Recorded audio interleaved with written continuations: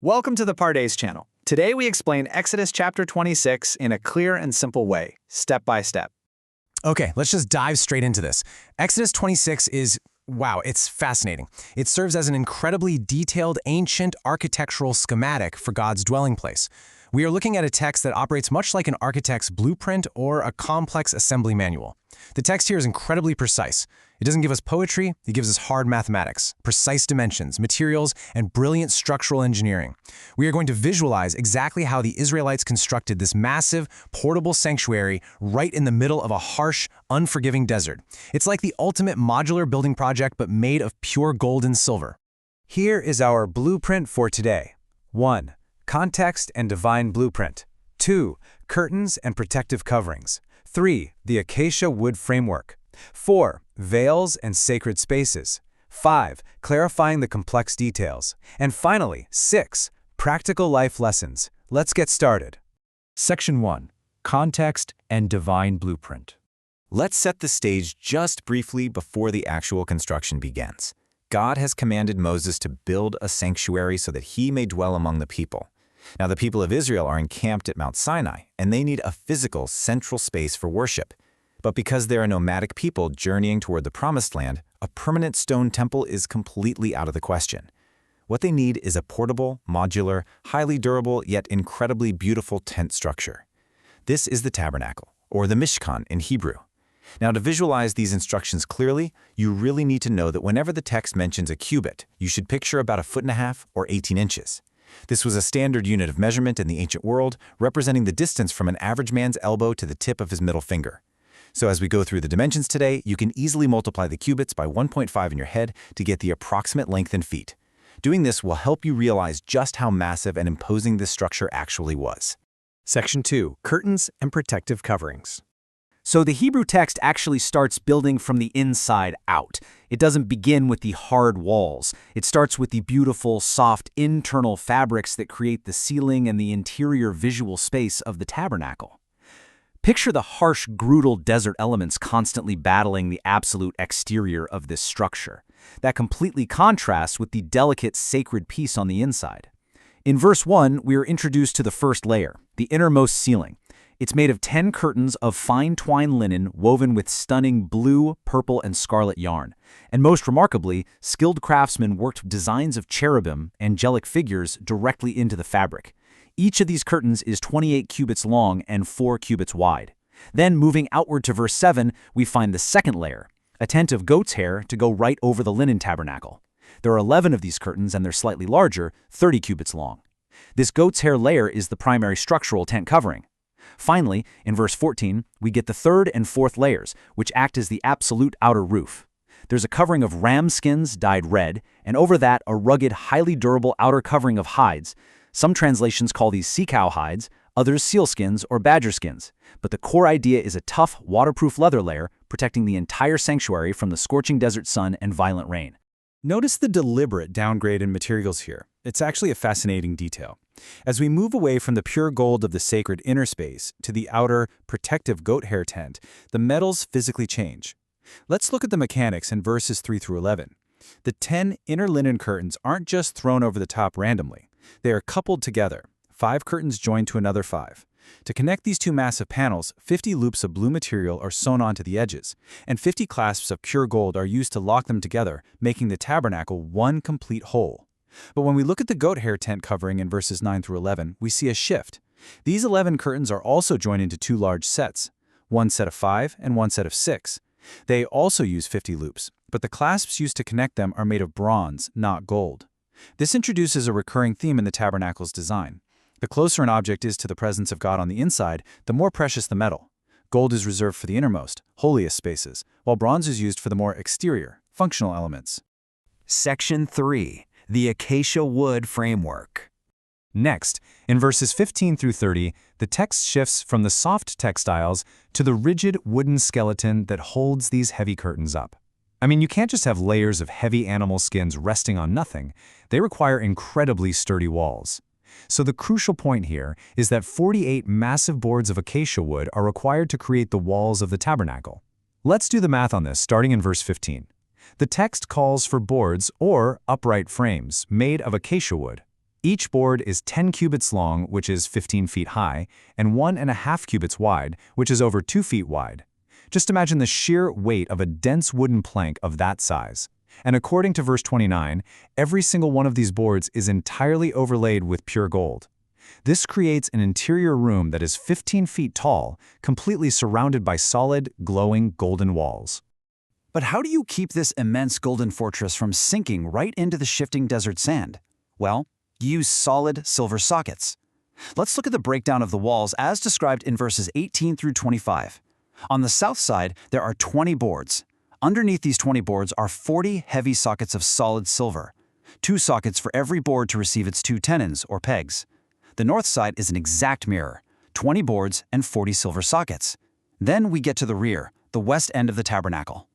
Verse 22 tells us there are 6 boards for the main wall, plus 2 special boards specifically designed for the corners to lock the structure securely together.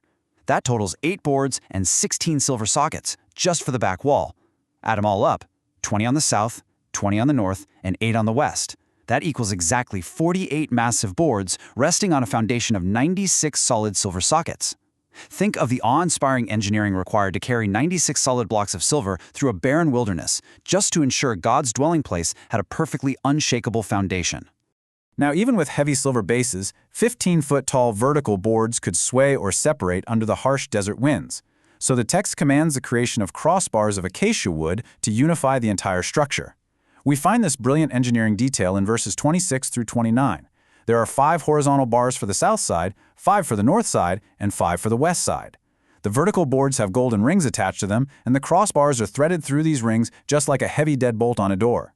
Verse 28 gives us a fascinating detail. The middle bar in the midst of the boards shall pass through from end to end.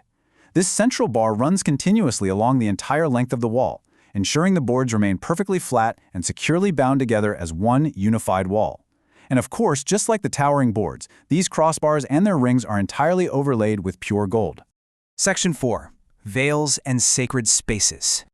Now that the outer shell, the curtains and those solid golden walls, is completely defined, the text explains how to divide the interior room. In verses 31 through 37, the chapter moves back inside to construct the internal partitions that divide the space based purely on holiness. Verse 31 describes the inner veil, known in Hebrew as the parashet. Like the innermost ceiling curtains, it's made of blue, purple, and scarlet yarn and fine twined linen, with the figures of cherubim skillfully worked into it. It hangs upon 4 pillars of acacia wood overlaid with gold, and these pillars rest on 4 sockets of silver. This veil is the ultimate barrier separating the holy place from the most holy place. Then, in verses 36 and 37, we have the outer screen, or the masach, which serves as the front door to the entire tabernacle tent. It features the same brilliant colors, but notably, the text does not mention cherubim being woven into this outer screen. It is simply the work of the weaver in colors. Furthermore, it hangs on 5 gold overlaid pillars, but these pillars rest on sockets of bronze. Once again, notice the deliberate grading of metals and imagery here.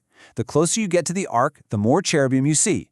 The inner veil is anchored in silver, while the outer entrance screen is anchored in bronze. Verses 33 through 35 act as an interior design map.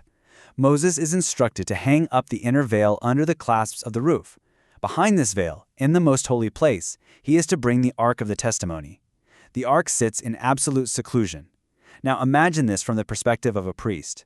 If you were a priest walking in to perform daily rituals, you would see the table of showbread placed on the north side, and the golden lampstand glowing opposite the table on the south side.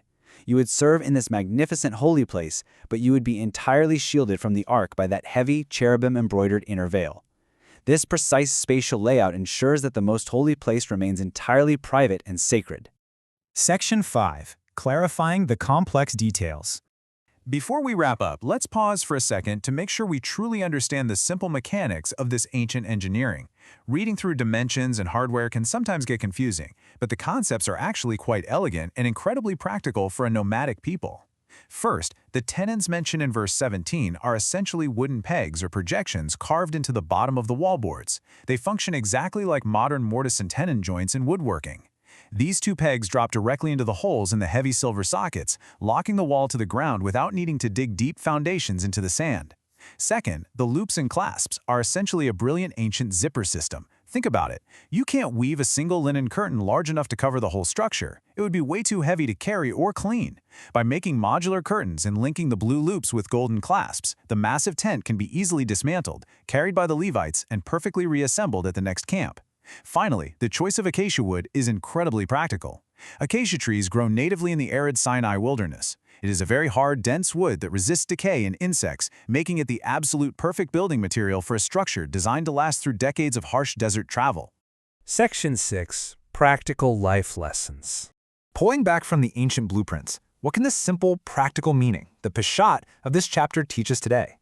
It's easy to view Exodus 26 purely as historical architecture, but the physical structure of the tabernacle offers incredible insights into community and personal growth.